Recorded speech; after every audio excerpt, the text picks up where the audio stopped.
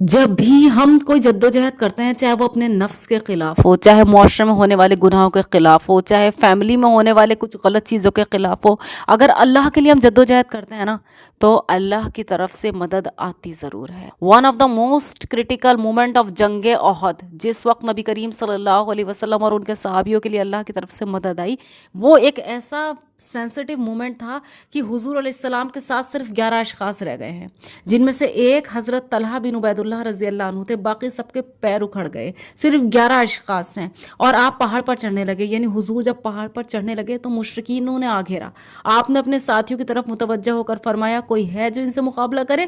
حضرت طلحہ رضی اللہ عنہ نے اس آواز پر فوراً لبیک کہا اور تیار ہو گئے، لیکن آپ نے فرمایا تم ابھی ٹھہر جاؤ۔ اب ایک انصاری تیار ہوئے اور وہ ان سے لڑنے لگے، یہاں تک کہ شہید ہوئے۔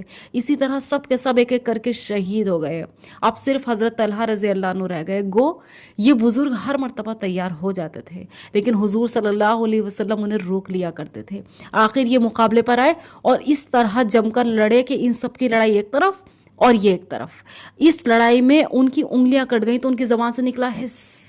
آپ نے فرمایا اگر تم بسم اللہ کہہ دیتے یا اللہ کا نام لے لیتے تو تم کو فرشتے اٹھا لیتے اور آسمان کی بلندی کی طرف لے چڑھتے اور لوگ دیکھتے رہتے۔ اس پر حضرت سعد بن ابی وقاص رضی اللہ عنہ فرماتے ہیں میرے پاس حضور صلی اللہ علیہ وسلم نے اپنے ترکش سے احد والے دن تمام تیر پھیلا دیے اور فرمایا تجھ پر میرے ماں باپ فدا ہوں، لے مشرکین کو مار۔ اب آپ اٹھا کر دیتے جاتے اور میں تاک کر مشرکین کو مارتا جاتا تھا۔ اس دن میں نے 2 شخصوں کو دیکھا۔ اب دیکھیے جب اللہ کے لیے ہم کھڑے ہوتے ہیں تو مدد کا کیا عالم ہوتا ہے۔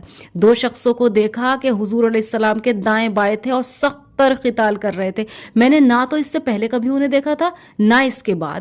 یہ بات بتا رہے ہیں حضرت سعد بن ابی وقاص رضی اللہ عنہ۔ یہ دونوں وہ دونوں شخص کون تھے جو دائیں بائیں تھے؟ یہ دونوں حضرت جبرائیل علیہ السلام اور حضرت میکائیل علیہ السلام تھے۔ اور ایک مہاجر کا بیان ہے کہ چاروں طرف سے احد والے دن حضور صلی اللہ علیہ وسلم پر تیر باری ہو رہی تھی، لیکن اللہ کی قدرت سے وہ سب پھیر دیے جاتے تھے۔ ابی بن خلف نے جو ان کا دشمن تھا، اس نے اس دن قسم کھا کر کہا کہ مجھے محمد کو دکھا دو، وہ آج میرے ہاتھ سے بچ نہیں سکتا، اگر وہ نجات پا گیا تو میری نجات نہیں۔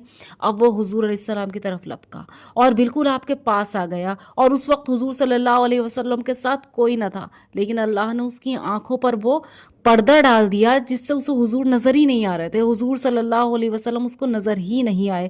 جب وہ نامراد پلٹا نا تو اس کا جو ساتھی تھا صفوان، اس نے اسے تانا زنی کی، اس نے کہا اللہ کی قسم میں نے آپ کو دیکھا ہی نہیں، واللہ وہ اللہ کی طرف سے محفوظ ہیں، ہمارے ہاتھ نہیں لگنے کے۔